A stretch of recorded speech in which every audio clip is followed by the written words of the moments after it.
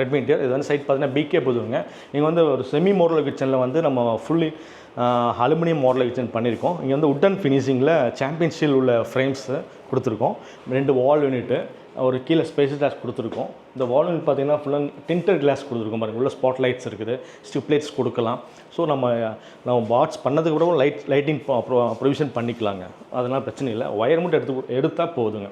அதே போல் விண்டோ பார்த்தீங்கன்னா சிம்னி பக்கத்தில் இங்கே இந்த இடத்துல வச்சுட்டிங்கன்னா இந்த மாதிரி வால் பாட்ஸ் வைக்க முடியாதுங்க. ஸோ அதனால் வந்து ஒரு இங்கே இந்த வால்லேருந்து குக் பண்ணுற ஏரியா ஸ்டவ் வைக்கிறதுலேருந்து ஒரு 3 ஃபீட் ஒரு 3.5 ஃபீட் தள்ளி விண்டோ ப்ளேஸ் பண்ணிங்கன்னா நம்ம 2 சைடு வால் பாட்ஸ் வைக்கலாம். இல்லைன்னா ஒன் சைடு வைக்கலாம்.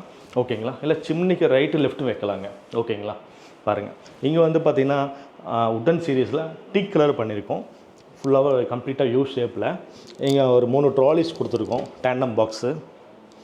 இந்த டேண்டம் பாக்ஸ் என்ன யூசேஜ்னா அலுமினியம் கோட்டிங்க, ஃபுல் அலுமினியம் கோட்டிங். ஸோ அதனால் வந்து தண்ணி பட்டால் துருப்பிடிக்கிற வாய்ப்பு ரொம்ப கம்மிங்க. ஏன்னா பொதுவாக துருப்பிடிக்கிறது பார்த்திங்கன்னா ட்ராலி தான். ஏன்னா சிங்க்கு நியர்பை இருக்கனால வெசல்ஸ் வாஷ் பண்ணி அப்படியே நம்ம உள்ளே வச்சுருவோம்.